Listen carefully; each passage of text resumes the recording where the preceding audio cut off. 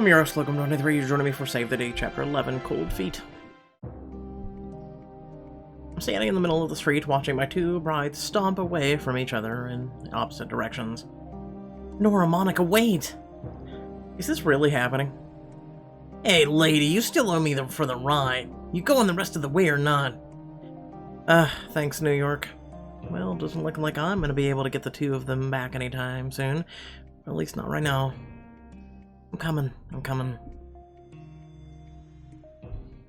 Even Lindsay's sunny smile isn't enough to take the edge off of it when I get into the boutique. Perfect timing. I have everything all... Wait, where are Nora and Monica? I dump my bag next to the nearby chair and flop dramatically onto the seat. They stomped off around 7th Street. What do you mean? Monica called off the wedding. What? I feel her on the details so she can stop asking questions. By the time I'm done, my face is covered in tears. Oh no, that's awful. I'm so sorry, Lauren. There goes my wedding planning business. I really thought I could do this, but of course something had to go horribly wrong. It's not your fault. Yeah, give up on the first hiccup in your business. You're an idiot. This can't be it. It just can't be. There's no way I'm not gonna lay down, and I'm gonna lay down and accept this. There has to be something I can do to fix it. You can certainly try, but even if this is the end of Nora and Monica, you're still an amazing woman. I'm not, though. I'm a loser from New Jersey who keeps killing her houseplants. Without Nora and Monica's wedding, what do I even have? I don't know all the other weddings you've been doing? What? I slump over the chair and bury my face in my hands. I'm about to start crying again when I feel a small hand start to rest on my shoulder. You've got you, Lauren. That's what you've got. You've got the woman who surprised her best friend with fireworks on her wedding day. The woman who discovered a secret high school basement pool to make her clients stay. The woman who heard about a bride in need less than a week before her wedding and saved the day. The woman who convinced me to stop being so scared and show my best design off at WitCon. The woman who, we get it, every time the world kicked her down, got back up twice as strong. But what about when that woman isn't enough? Then you've got me. I might not be much, but I'm here for you, and I believe in you. You're also surprisingly good at inspirational speeches, Lindsay. Don't make this about me. It's about you, and how I believe in you. I hope that Nora and Monica get back together for their sake as well as yours. But I also know that even if they don't, you're gonna find a way. You always do. Lindsay, why are you saying all this? Because I mean it, and because I know you'd say the same to me. Lindsay, thank you for everything. Thank you for letting me help you. After all you've done for me, I want to give back. And it's not just me, you know. You've got friends. They're all rooting for you. I guess I do have a pretty great group. Thanks, Lindsay. This still sucks, but you're right. I've made it through before, and I will now. Of course you will. You're Lauren Jennings, strongest girl I know. I wake up the next morning feeling a little more optimistic, mostly because of Lindsay's inspirational speaking skills. I meet Justin for coffee so we can talk next steps. There has to be some way to get them back together. Nora's a wreck. Honestly, Justin's not looking much better. He's obviously worried sick. Well, they're both being ridiculous. Are we right to intervene? They're both being ridiculous. This is so stupid. They love each other so much. Can't believe a breakup over this. I agree, but neither of them are thinking rationally. Would you come with me to Nora's place? I doubt she's moved from the couch since I last saw her. Maybe the two of us can do what I couldn't on my own. Which is snapping some sense into her, or at the very least get her to talk to Monica. Houston, we have a problem, and that problem is Nora huddled under a blanket with a pint of ice cream, a soup ladle, and red-rimmed eyes. Go away, I'm busy. Busy wallowing, you mean? What do you want? Nora, we really think you should go talk to Monica. You have to fix this. Look at you, you're miserable. Why should I? Because you love her? Your relationship is so important, and you guys love each other so much. Don't you want to make it right, no matter what? Lauren's right. Whatever, Monica's the one who jumped to conclusions. No one's arguing that. We're saying you should at least try. Nora, come on. Okay, maybe I was flirting with Jenny, but I've always been flirty. What's the big deal? And sure, I had some wedding jitters, but it wasn't anything serious. The important thing is that Monica is hurt, and that needs to be addressed. She cares about your rabbit, and this reaction is proof of that. Exactly, you two are so perfect for each other, you balance each other out. You mean because I'm a child and she's mature, right? That is not at all what I meant, but go off, Nora. Everyone sees me as the one who can't do anything for herself, and Monica's the smart, responsible one. Whatever. Maybe you two should leave. Well, we tried. Monica follows her head, not her heart, so maybe she'll be more willing to see reason. Only thing is, she's working. We came to talk to you about Nora. Monica's clearly unhappy, but whether it's because of the breakup or sudden appearance, I can't tell. You have exactly 20 seconds to make your case. Okay, you guys are meant for each other. You've already put the whole wedding together. We're not asking you to get back together, just talk. You guys are meant for each other. I have never seen anyone as much as in love as the two of you. I know you guys can make it work if you just talk it out and remember why you fell in love in the first place. It's true. I've never seen Nora so happy as when she's with you, Monica. And unhappy. That had to be good enough, right? Is that all? Yes? Well, I have a patient, so you need to leave. Monica, please. My receptionist can validate your parking. And just like that, she's gone, and we're back at square one. Sometimes things just need to take time. As we walk back to the car, it starts to hit me. We failed. Nora and Monica broke up. The wedding is off. And as for me, I know what I have to do. Justin, I want to take the accounting job. You do? Yes. It has a stability. I need that if I'm going to survive in the city. You know that. I see. So just send me the paperwork and I'll start as soon as I can, okay? No. Did he just say no? Excuse me? Or at least not now. If you feel this way after planning a few more weddings, you can have the job. No questions asked. But what I think you really want to do, and what I would rather you do, is get Nora and Monica back together. He's not wrong about that. I do want to do that, but Nora and Monica were the ones who convinced me that I needed to give you another chance, and I owe them the world for that. If you don't wish to be involved, I understand, but I'm going to keep trying, at least for now. Of course I want to help, I just don't see how we can. I say we should sleep on it. We've probably done all we can to do today, anyway. Alright, I'll let you know if I come up with any brilliant ideas in the middle of the night. And we're gonna need a miracle. That evening, I head over to Allie's with a laptop to play a mindless, relaxing video game. Allie, you left the barn door open again. The cows are going to get cold and be cranky tomorrow. Okay, in theory, it's supposed to be mindless and relaxing. Like all video games. I'm sorry, I was too busy making claws so Emily would like me. Ow! I put Blanche on the head and ruffle her. Or I pat her on the head. Wow, I put her. Jesus. Listen, okay? It's 1 o'clock in the morning. She's so soft, and I think she was a rabbit if I didn't know any better. It's a good thing Allie takes better care of her real animals than her fictional ones, isn't it, Blanche?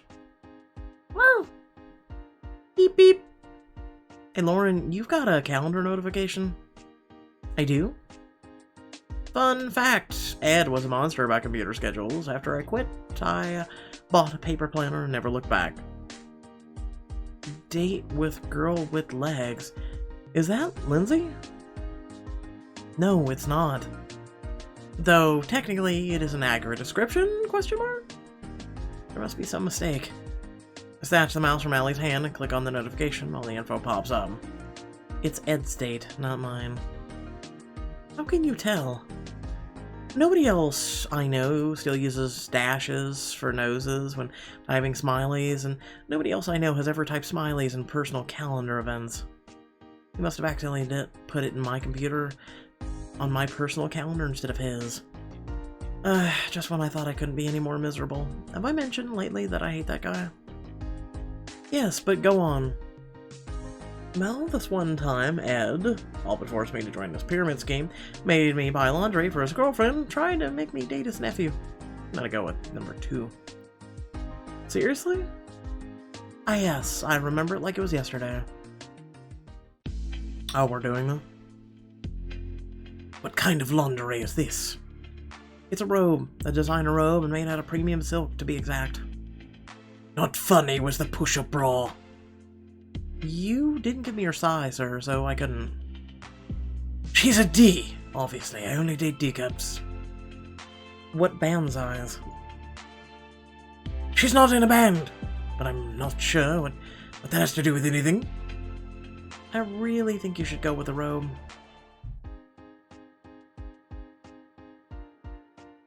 Did he? Yep, but he took the expense out of my paycheck because I did it wrong.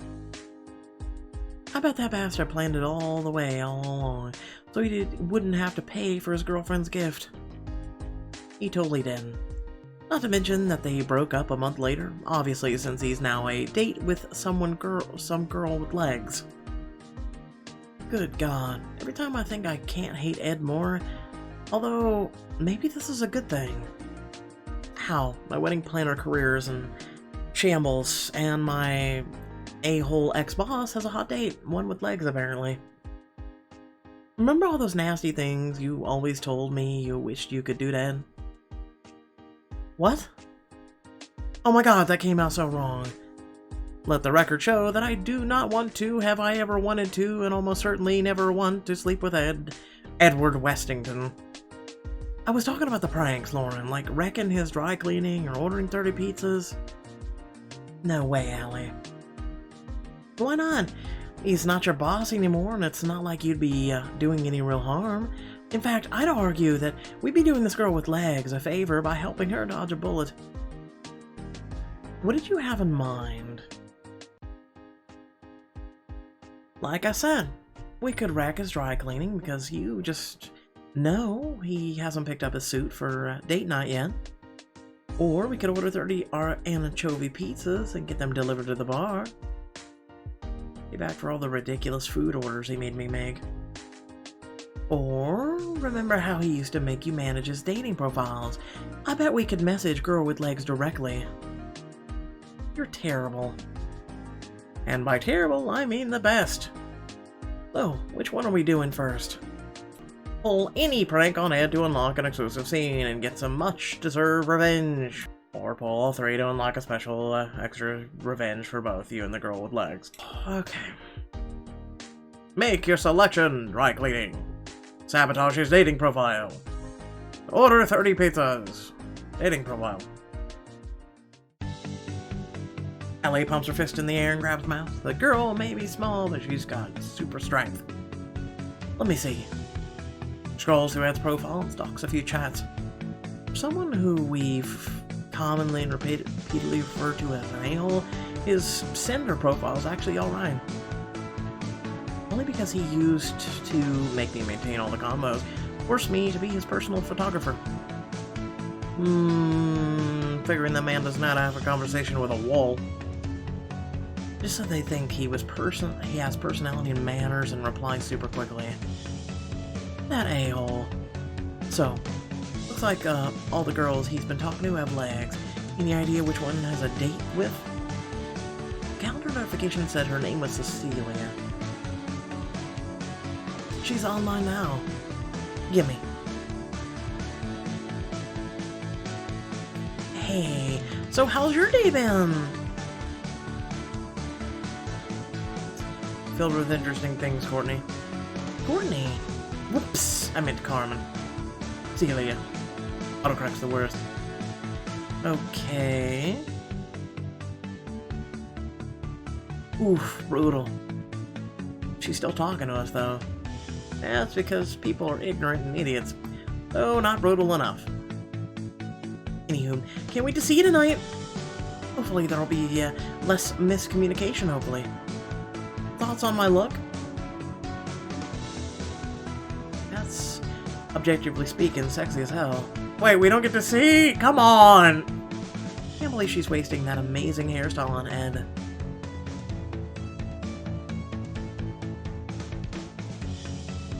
Good enough to eat, Courtney? No. It's most likely she'd flirt back. Okay for your age. Is that a joke? I told you how insecure I am about that. Being honest. Oof. Remind me never match with you on Cinder. I was being douchey on purpose, and besides, you're married, Allie. Sorry, Celia. I promise you're better off with literally anyone but my ex-boss. Hey, have you met this really cool guy? His name's Locum. Sounds like douchey Lauren did the trick. She's not replying. Do you think she won't show up tonight? I mean, I wouldn't, but then again, she seems pretty invested. She'll at least ask about the messages. Well, then we'll see how Ed deals with getting stood up, or worse, called out. So, we're still got some time before Ed's date. Shall we keep going? Ruin his dry cleaning. If someone told me I'd be skipping on my way to pick up Ed's laundry one day, I would have called them crazy. But apparently, that's what my life's come to. Why don't they ask for ID or something? Nah, Dorothy and I are super tight. She'll hand us the suit, no questions asked. Won't she get in trouble though? You're not Dorothy. And you're not Toto or the Wizard of Oz, but you don't see me being rude. Damn it, foiled. I'm about to call it quits when Allie flashes her pearly whites and rolls out the charm. We're here to pick up Ed Westington's suit. Mr. Westington specifically told me to pick it up himself. Since when? Allie gives me the cut it out signal. Alright, Lauren, cut out the small talk. Look, I'll be straight with you here. It's just... Have you met Ed? I have, and your tone implies we feel the same way about good old Mr. Westington. The clerk eyes Allie and I for a second before a grin splits his face. He folds his arms. What are you planning to do to his suit, exactly? Nothing he doesn't deserve. He was my boss for the longest time, made my life a living hell. He's got a big date tonight. You should have led with that. The clerk disappears long enough that I'm starting to worry he called Ed to snitch us on us. But he comes back with a zipped-up garment bag and a bucket of attitude. Everyone's had to deal with a crappy boss once in their life. Do us all proud. I give him a solemn nod and accept Ed's suit like it's a freaking Medal of Honor. You're a good man, dry clean warrior. Oh, what? Ted, we won't let you down. We still haven't stopped laughing, but when we make it back to Allie's apartment, honestly, what a legend. Ted the man, the star, our hero, but on to business. What are we gonna do to the suit? Good question. What you do is you open the suit bag. You take some pasta sauce. You pour it in there. You seal the bag. And you just shake the shit out of it. Continue. I survey Allie's place. My initial idea was to stain it, but the more I think about it, the more I realize it's too obvious. What about making it smell? Yeah, because that's not obvious. We have this tar-like substance. Fish water. Questionable cologne. Tar-like substance. Is that weird concoction meant to help with coughs from Nana? Do I want to know what's in it? No, but it smells like death in a bottle. The bottle cork pops with one tug and we basically retch. Watery eyes, hands on chest, heaving, the whole shebang. She-bang! She-bang! That was an experience. Allie grabs a box of cotton pads and with clothing pins on your noses, we get to work. Ed's suit may never recover from this. Ed's not gonna know what hit him. Rush to the dry cleaners and back in record time. Wahaha! I think we have time for one more prank before the date starts. What do you think? I mean, 30 pizzas? Why not? I wish someone would order me 30 pizzas, but actually pay for them. Sam always told me saving all these pizza discount flyers would be a waste of space. Ah, look who's laughing now. Allie and I divide and conquer, calling up one joint after another like there's no tomorrow. That's right, we'd like 3 anchovy pizzas, please. Can you even get anchovy anymore? For 7 o'clock on the dot. Buy 3, get 1 free? Well, hell yes, we'll take that promo. Oh, and one more thing. Could we please get anchovy sauce? Make sure you mince it real tiny, or use a blender if you need to. The thicker the layer, the better. Ugh, God. That's just disgusting. After ringing about 10 joints, Sally and I collapse on the couch amongst the flyers. We are people that they warned you about in math class. What? Allie buys 30 pizzas for $7 each, but she has a coupon for half off. How much did she spend in total? $105 worth it. Let's go with the mental math. It's almost like you were actually an awesome accountant. Don't remind me. Also, the pizza talks made me hungry. Hard same. Ooh, there's a new parlor opening just across the street. I hear they do a mean margarita. To the pizza place. Pizza. The place smells so good, my stomach starts making dying whale calls. Allie looks all emotional as she studies the menu. I love pizza so much. Why am I married? Okay, let's get some food in you, champ. Hi, how can I help you? A face we rarely see, and I don't know why. Allie and I order a pan each, but right before the waitress leaves, my hangry self decides 30 pizza is just ain't enough. Ed pretty much brought this on himself for being such an... Do you guys do anchovy pizzas? Yes, we do. Would you like it added as a topping, or...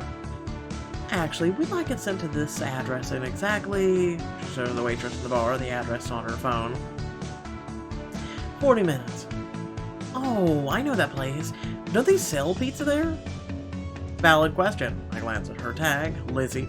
Literally no one else bothered to ask during our calling spree. Totally. But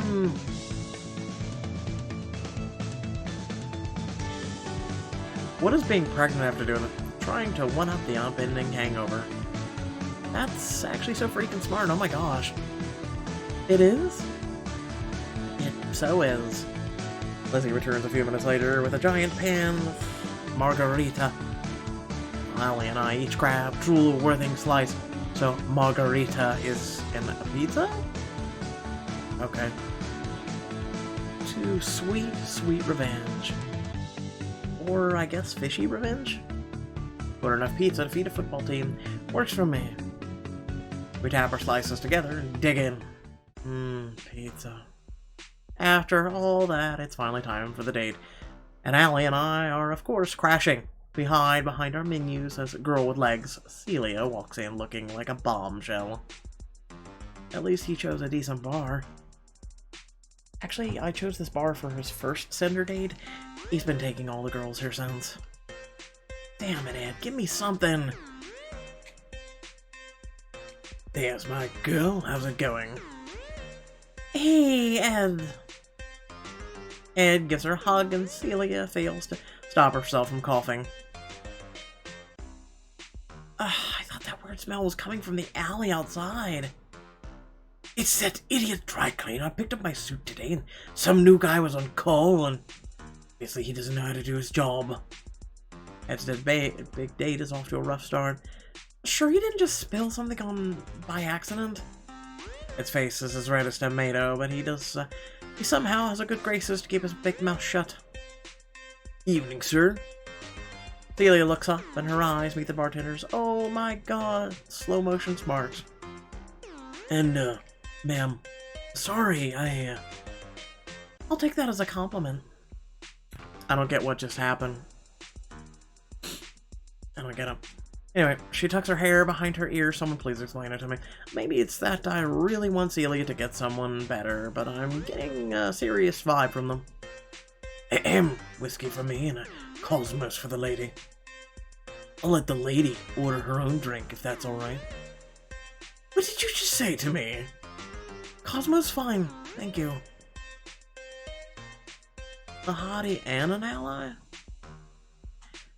They were totally having a moment. I mean, anyone would bond over mutual disdain over Ed, but this is next level.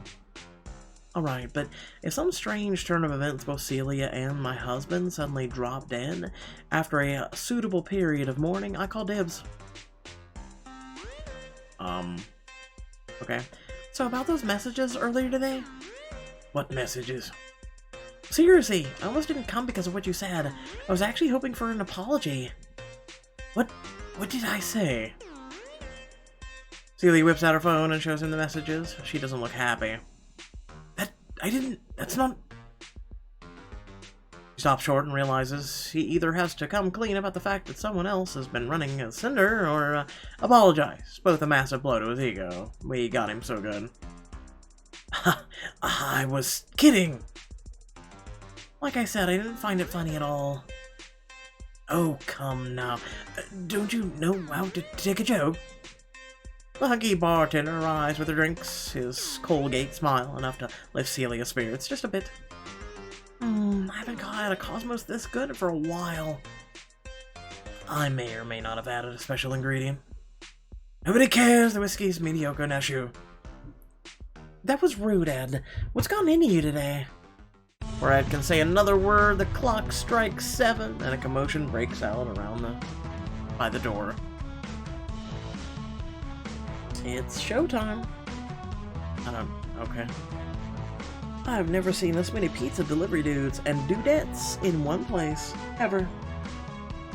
Host calls for Ed Wessington. I feel a weird tingle of pride for orchestrating this train wreck of a date. Someone's obviously sabotaging me.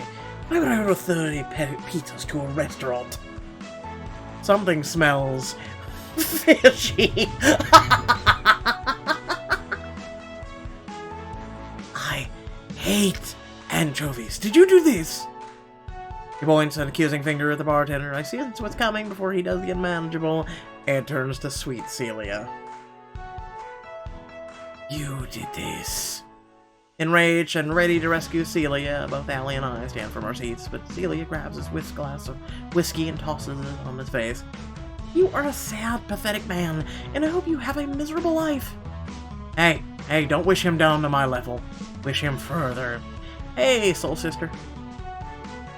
Security. Ed dodges both the host and the bouncers as he stomps out of the bar, muttering angrily. Out to get me surrounded by idiots. Should just deactivate my account. Please? Should we go over there? And that looked rough. Something tells me she'll be just fine. Allie follows my gaze and sees the bartender placing a plate of fries in front of Celia. On the house. Sorry you had to go through that. Why are men such trash? Aren't you a man? You're not so bad. And besides, I always wanted to throw a drink at someone's face. And I volunteer as tribute. Actually, no, that would be weird. Super weird. I'm Scott, by the way. Celia. As Allie and I make our ways to the exit, I sneakily slip my business card next to Celia's drink. Devilish pranker / fairy godmother, huh? What can I say? I like the best of both worlds.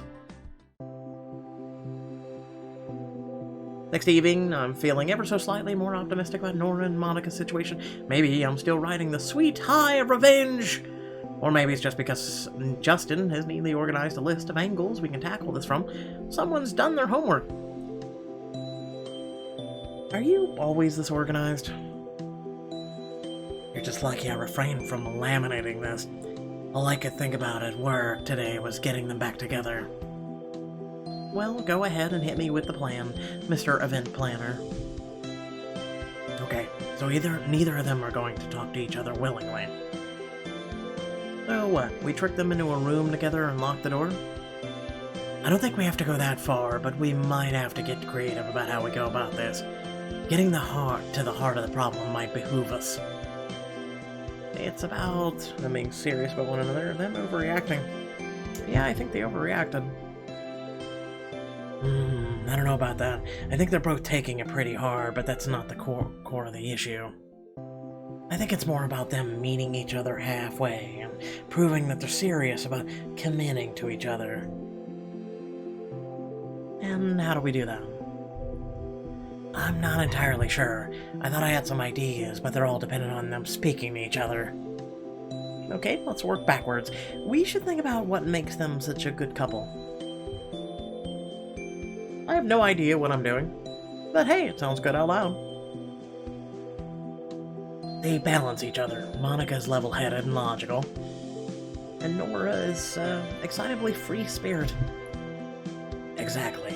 They temper each other and bring out the best in each other. He's right. Monica gives Nora guidance, and Nora gives her the freedom to let loose.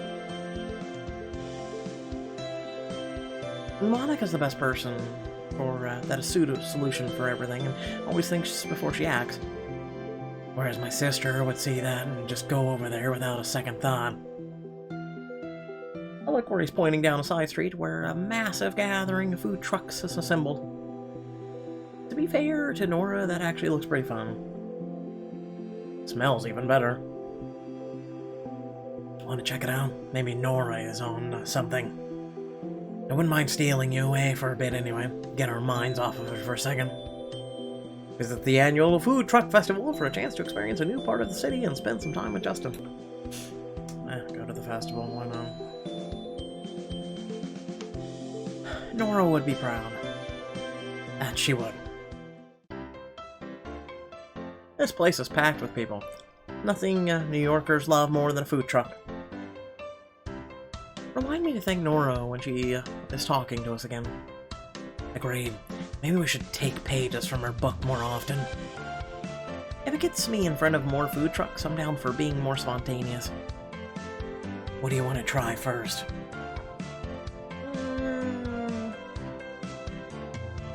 I desperately want to try something sweet. Please tell me you're not above getting cotton candy. I'm a hard ass, not a monster, Lauren. Well, thank God for that, because I'm picking the biggest one they have. So good. Happy. I know I should be stuffing my face full of sugar, but I still can't quite relax. I'd be happier if I wasn't so nervous about Nora and Monica. I know. It's really not helping about this place is like couple central right now. Seriously, like everywhere I look, there's a couple making out, holding hands, or feeding each other funnel cake. Gosh, I didn't notice that before, but you're right. Did they plan this or something? Or perhaps this is the universe giving us a sign that love isn't dead? If you'd asked me before all this who I thought the optimistic of the two of us would be, I would have never picked Justin. Take that couple over there, for example. He points to two people holding hands and talking by one of the trucks. Somehow they are pondering the menu together, look romantic. I'd say they've been together for about 3 years. They're thinking about tying the knot soon. It's weird. I was thinking the same. You can tell by how they're so in sync. They're making decisions together, even moving together with their body language. They're totally on the same wavelength. An astute observation. Let's see if we can agree on another. How about those two over there? Justin points to a pair holding hands by a Thai food truck. I give them a long, studious look. From this angle, I can't tell if they're wearing rings, but they're both a little older and look pretty comfortable with one another.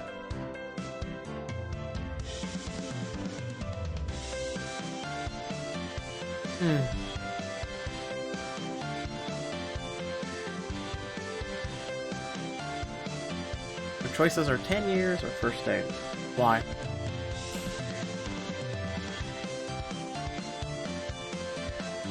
I don't know, 10 years. Looks like they've been together for a long time. Like they know each other pretty well. Not exactly the honeymoon stage, but still very much in love. We're in agreement once again. When did you get so good at reading people in love? This is supposed to be my business, not yours. You plan as many events as I have. You start to know people more than anything. How they act around each other, how they act around those that they care about, and those that they've attracted to. Of course, it's all conjecture. You have to ask the people who are around them the most for the real story. Either that or you're a serial killer. I'm serious. It's like observational skills. Like, what do you think someone would see if they were looking at us? Enemies to friends. It took us a while to get here, but now we're buds.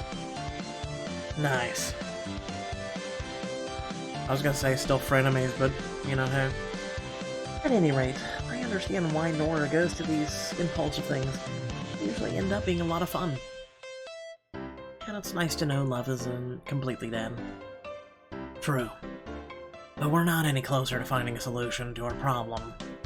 Okay, call me crazy, but I think I just thought of something genius. Wait, what if we are? It's just that, like you said, you can learn so much about a couple from the people around them. I'm not following.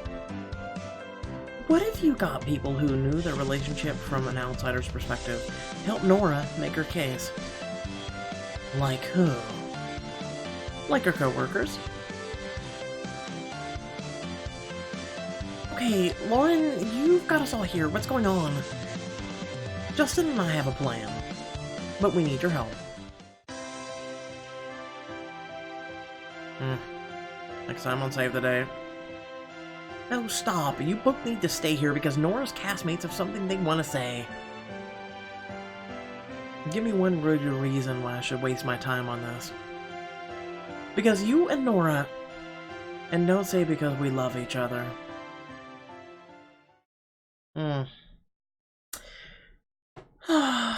This book is becoming annoying at this point. No longer fun. It's just annoying. Everyone thought this was going to be a good book. I did not, and I still stand by that premise. Without further ado, thank you all for watching. Please remember to like, share, and subscribe. Head down the description below, links to social media, Discord, and if you'd like to support me and my content. Speaking of, make sure to hit that bell icon to receive notifications, as well as consider hitting the join. You know, being a part of Locum's Locos, it's a great way of being a part of the community, a great way of showing your support for the channel, and just a way of giving back. It'd be greatly appreciated.